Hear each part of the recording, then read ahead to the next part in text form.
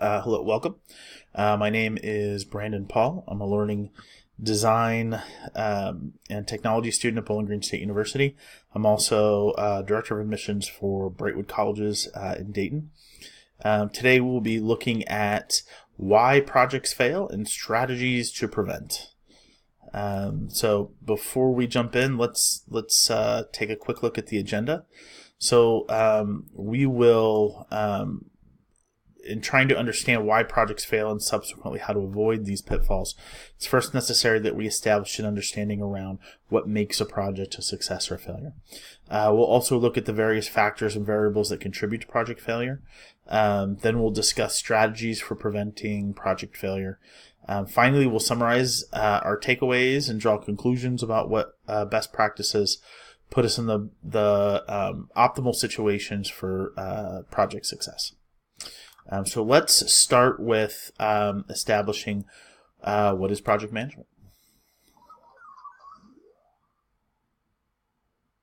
Project management is a game where the main objective is to deliver the project on time. Danger of unwelcome delay lurks at every step. Careful planning prior to execution ensures everything reaches the customer without a slip. We do not fear short deadlines, changes, and testing. Smart tactics enable us to keep one step ahead of any pitfall. At So Interactive, every project is delivered according to guidelines, at the right place, at the right time. All right. So let's jump into understanding success and failure. Defining success and failure is not an easy task. In fact, it's probably more gray than black and white, mainly because the ideas behind success and failure for a project rely greatly on the project itself. Plus, there are varying degrees of success or failure. Was the project a complete success or partial success? Was it a complete failure or a partial failure? So the first thing we'll do is look for a definition, and we'll take a historical view of that. So the first thing we'll do is let's take a historical look at how success and failure have been defined in terms of project management. The initial concept of project management started with the U.S. Department of Defense. The DoD, they worked with a plethora of diverse contractors and needed to standardize their project performance reporting.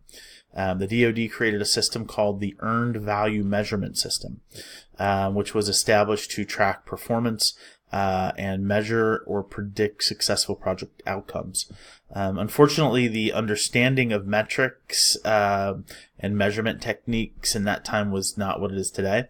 The approach then they established what they called the rule of inversion. And the rule of inversion basically said that the metrics with the highest informational value, especially for decision making and measuring success, should be avoided because of the difficulty inherent in collecting that data. Metrics like time and cost are easy to measure, and so those became the foundation. Ultimately, the EVMS established what they called triple constraints of time, cost, and scope, or performance, for measuring project success. And this was a good start, but it didn't necessarily work for a lot of the contracts that the DoD had with aerospace and the defense industry, which were largely engineering based. And in the eyes of engineers, on these projects, only scope and technical achievement were of primary importance in determining project success. So, in the engineer's eyes, as long as the DoD was willing to allow cost overages and schedule slippages, the project was measured by how well the performance was achieved. What's more, these engineers really only viewed success as overachieving performance, which often exacerbated the overages in cost and time, and using DoD money. So this model evolved as project management began to look at the larger picture. If a project performed but was way over in budget and well past its deadline, it's the satisfaction of the client or customer that determines the success. This is the beginning of the necessary alignment of goals and objectives of both stakeholder and project team. So we'll jump forward as as projects grow in complexity, so did the metrics by which success was measured.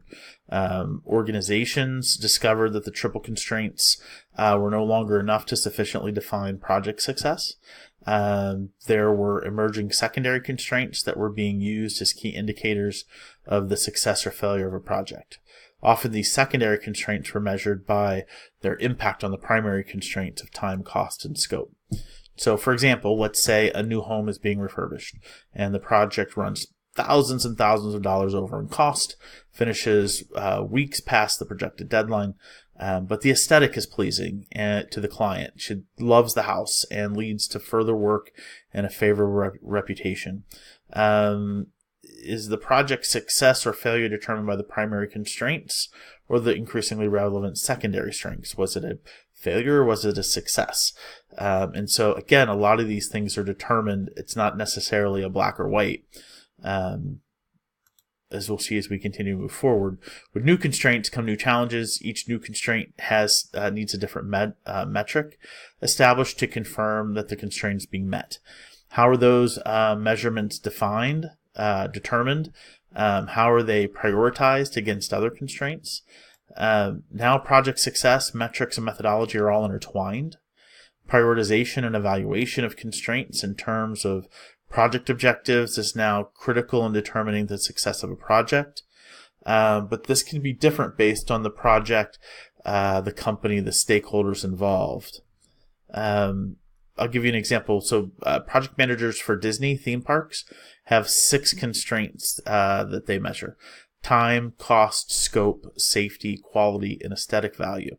But the most important variable for them is safety, followed by quality and aesthetic value. So how a company prioritizes the value of each constraint is absolutely paramount. Ultimately, it's business value that has to be determined by measuring these competing constraints. And this will ultimately determine the success or failure of a project.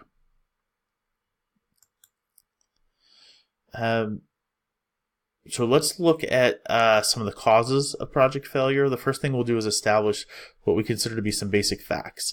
So first off, very few projects fail by themselves. We know this. It's usually people and a failure of decision.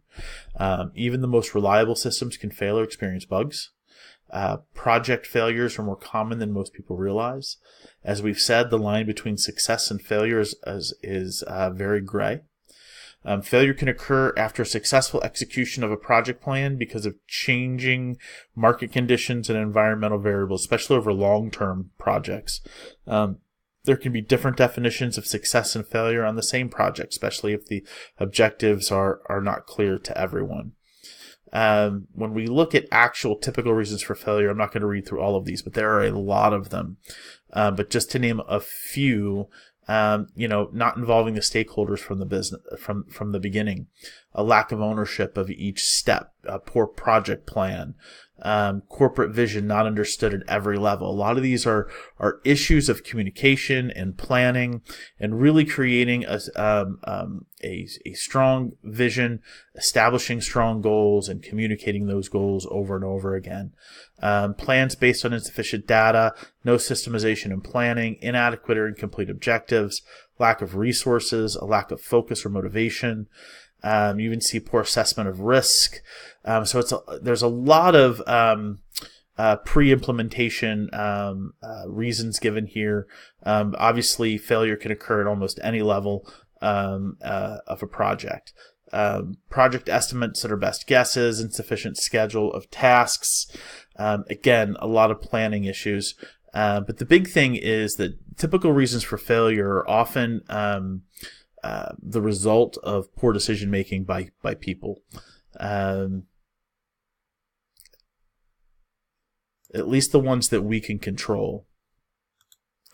As far as strategies to prevent project failure, so now that we've identified sort of what those kinds of things are that would cause a project to fail, let's look at what might make them successful. So establish a business case, scope, and primary constraints of time, cost, and scope with stakeholders, especially project sponsor and any executive representation. Define the business value that must be realized. Establish SMART objectives, strong, clear objectives that are specific, measurable, action-oriented, realistic, and time-limited in order to achieve the stated business value.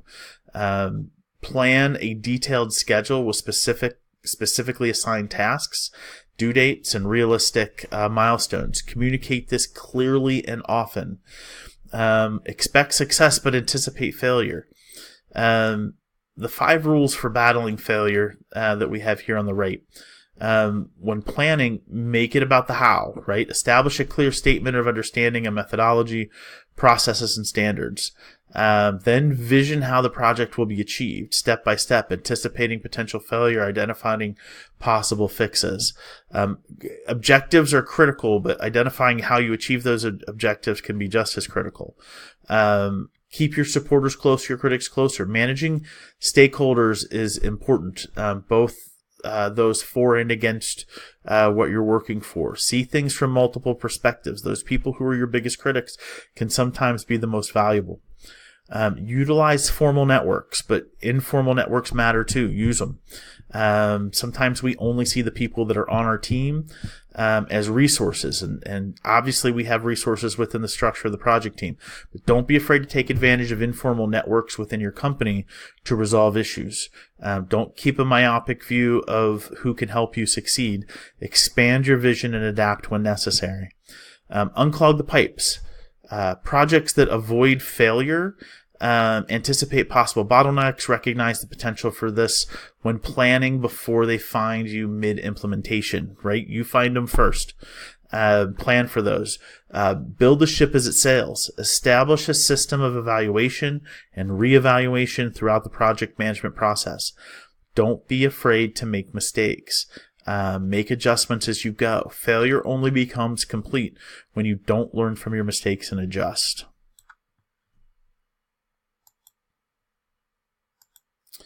So just to summarize, determining success or failure on a project can be a complex task. We know this. It's not usually black or white, but a gray area depending on the project and constraints measured. Ultimately, it's business value that must be determined by measuring these competing constraints. This will ultimately determine the success or failure of a project. There are a multitude of reasons a project can fail in any phase of the project process. And to ensure success and fend off failure, one must manage closely the details. Clarify primary constraints with stakeholders, confirming a clear vision and scope while establishing SMART objectives.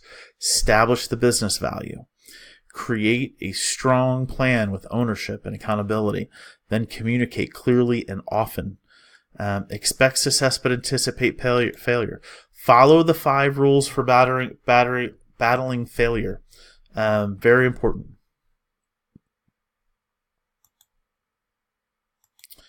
So if we were to draw any conclusions, the conclusions I would draw, success or failure has to be defined in the project plan.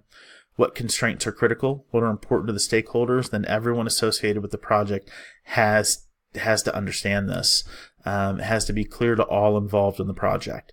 The initial input of the stakeholders is paramount to establishing business value or the business case. Spend some time there. Take into account the things that can go wrong. If it's a long project, is it possible that the environment or technological changes could affect the scope or impact the viability of the project? Number 4, plan, communicate, and hold people accountable. And number 5, expect failure. Evaluate, reevaluate, and adapt consistently throughout the process. Test, fail, learn, adapt, retest.